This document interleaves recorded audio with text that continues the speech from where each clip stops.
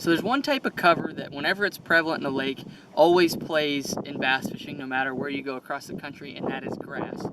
And what I've got here is I've got a whole bunch of different types of grass, and I want to break down what kind of grass you should be looking for versus what kinds you should be staying away from. You know, there is no mistake that there is good grass and there is bad grass, but everybody's good grass is different and everybody's bad grass is different. So today I'm going to try to help you break that down a little bit to help you catch more fish and identify the grass you should be fishing and the grass you should be staying away from. So if you want to learn more about that, stay tuned. Let's break it down. So right up front, good grass, for the most part, is anything that is still green and growing. If you can find green and growing grass, what that does is that is grass that is producing oxygen. When grass is growing, it's doing photosynthesis, it produces oxygen as a byproduct, and what that does is that creates life around it. That creates all the habitat for plankton, and which in turn bring bait fish in there. It's good habitat for those bait fish to cover around, and it's producing that oxygen, which makes it life producing, right? There's life around it, and that in turn draws the predator fish in, right? So what that's doing is that's creating habitat, those fish can hide around it, creating ambush points, and it has a food source for it. So all of that green growing grass is what you're looking for. And on every lake it could be different. Some lakes are dominated by milfoil, some are dominated by coontail, but the three main types that you kind of want to be around is milfoil, coontail, and hydrilla. If you can find those three, those are the three that are the easiest to fish around, and they are a bass fisherman's wet dream, quite literally. That is where bass love to live in. That's the grass that you can rip your bait free from super easily and get those reaction strikes while not fouling plugs up, right? It's easy with braid or with even fluorocarbon when you're fighting fish for that grass to break free, and it is super easy to get through it. Some of the types of, we got a little bit of coontail right here, and you can see it looks literally like a raccoon tail. It grows in spirals around the stalks and is just closer and tighter together. So I'll have a close-up of that there. But you can see it is green and growing. There's a little bit of algae on there, but that's not too bad. That is, you know, all of it, coontail, milfoil, and hydrilla all look very similar to this, and that's something that you want to keep in mind. Because if you look at this, you can hear that crisp pop. And that's what your bait does when it's going through there. When you snap it, it clears it off your trebles, it clears it off your line, and it just allows your bait to go through there super easy. The milfoil, hydrilla, and coontail also create nice canopies, so as they grow, they become more lush as they come up. So what that does is that creates a base that's kind of open, where those bass can sit down inside and feed on anything that pops through. That's why punching it and flipping it is such a common practice in a lot of the northern lakes and even the southern lakes, because what it does is as that bait punches through the top, that's why you have to use those heavy weights, it gets down into that open canopy and those fish just ambush it, because that's what they have to do, right? But it makes it super easy to fight fish around this type of grass, which is why bass fishermen love it so much. Now if you live down the Tennessee River chain, or if you've been anywhere that has this type of grass, most of you already know what it is. This is eelgrass, right? Bass still like eelgrass. If you live on Lake Guntersville, you know that more than anybody.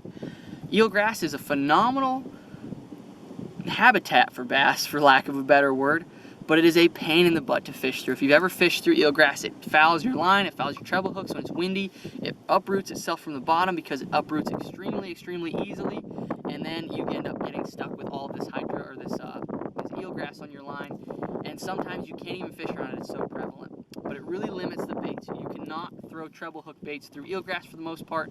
You can in sparse stuff or over top of it, but trying to rip your bait free from eelgrass is an absolute pain. And you see it breaks really easily right here, but what it normally does is it folds around your line and then you are stuck with it. So if you see this, typically try to stay away from it. Another type of grass that you really want to stay away from is, I call it, there's like a bunch of different names for it, but it's like pondweed. It'll be super stringy stuff. Anything that you just can't fish a bait through, like if you're flipping it, and as soon as your bait hits it gets all stringy over top of it, just leave that grass alone for the most part. You could probably frog some of it, because bass will live around it, but it's almost not even worth your time to fish in it, because it is going to be such a pain to fish through that you honestly should just avoid that. Anytime I get around that, I try to get somewhere where I'm going to be finding the more natural, healthy grass that I can fish around. One key thing to note is that any of these grasses alone are good. If you find milfoil, that's awesome. If you find coontail, that's awesome. Hydrilla, awesome. Those are super, super awesome all by themselves. Even eelgrass by itself, awesome. But if you can find mixes of grass, if you can find hydrilla with milfoil inside of it, if you can find eelgrass with hydrilla inside of it, coontail, hydrilla, all of those growing together, that is just a recipe for success. That is where the most bass are going to be. That is where the biggest bass are going to be. And that is what you need to look for. If you can find an area where all of those grasses are growing together, that just creates so much more habitat and so much more life that each one of them provides, that can create a whole new ecosystem, which just bass absolutely love. And that's where you're going to find the biggest, baddest cats that you want to catch. So we've talked a little bit about the types of grass. Where do you start, right? Grass fishing can be insanely boring and take forever, and it looks like you're staring at a hayfield and you have no idea where to start, right? The biggest thing I can tell you is look for irregularities.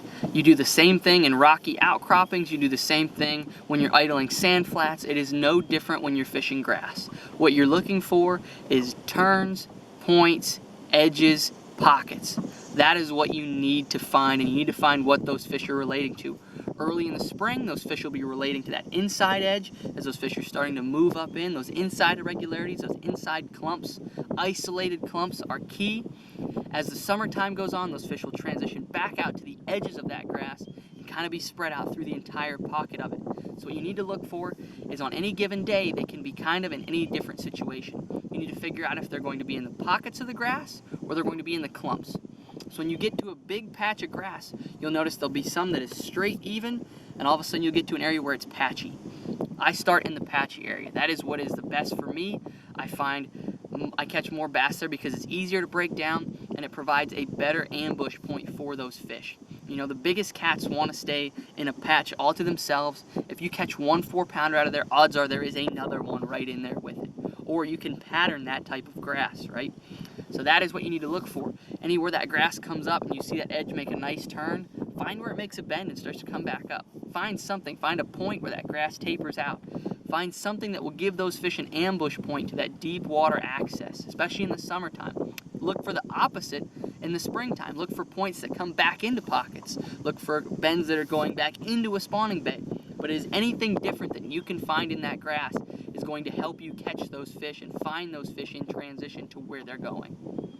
One thing I need to talk about a little bit more is, like I was talking about, finding the pockets versus the clumps. A lot of times what you'll find is on a super sunny day, they relate to the clumps. They will be in the thickest clump, but sometimes on those overcast days, they'll be in the pockets. You know, you'll see there'll be grass growing and there'll be a pocket in the middle of it where there's no grass. Some days they'll be in that. Other days they'll be in the thickest clumps around that. So you need to break that down while you're fishing through it with your bait. And that's just something as you're going through what you need to do. You just need to flip each individual one and kind of you'll get a bite here and a bite here and you'll start to put it together in your mind and say, okay, I need to flip to these clumps as opposed to flip to these holes. So we've talked a lot about submergent grass, but what about the stuff that is topped out? The biggest thing to look for if you see grass that is topped out is it topped out as in it grows from the bottom to the top? Or is it topped out in that it is a mat of grass? That is what you have to distinguish right away, because if it is a mat of grass, it is hollow underneath, and that is where bass are going to get underneath and try to get away from everything around them and ambush prey as they're moving around underneath that mat. It acts as like a roof over their head and it just makes them more comfortable. Probably one of the biggest tools that I can give you going forward when looking at grass is get yourself a good pair of sunglasses, okay? These are the Waterland Milliken models. All I have is I look for glasses that has a closed side. When you look at this, you can see it closes and it wraps. These glasses wrap straight around my face, so I don't have any sunlight coming in on the sides. What that allows me to do is that allows me to see the holes and the clumps even easier and identify grass when it's windy, when it's cloudy, etc. When it's sunny like this, I prefer an amber or a green lens because that really darkens what I'm fishing, so it allows me to, everything around me pops. But when it is really cloudy or rainy out, I go with a yellow lens because it allows me to see, it brightens everything up and allows me to see better in dark conditions. Glasses are an absolute must when it comes to being out there on the water. It protects your eyes, but it also allows me to see everything so much cleaner. It'll also allow you to see bites so much easier when you're flipping grass, when you're throwing top water. The biggest fish have the softest bites, and if you don't have the right glasses, a lot of times you can miss subtleties like that. How many times have you seen guys miss frog bites because that giant just sucked it under, and they had no idea because your frog just literally disappears. And if you're fishing it through the grass and there's a little bit of chop on the water, you might miss that if you're trying to, you know, squint at it or you're trying to do anything dumb, whereas if you had a pair of glasses, it would make everything 10 times easier. So thank you guys so much for watching. If you haven't already, be sure to hit that subscribe button. I'm changing when my videos come out. I'm going to start putting them out on Monday at 7 p.m. and Thursday at 7 p.m. Seems like more of you guys are online at that point in time. But stay tuned for that. Subscribe to the channel. Comment down below with what you want to see more of. And if you guys like this video, be sure to check out this video where I break down how to catch your PB this summer going forward into fall. So be sure to check that one out because that'll help you catch these fish before they transition into their fall pattern, which is going to be happening very, very soon.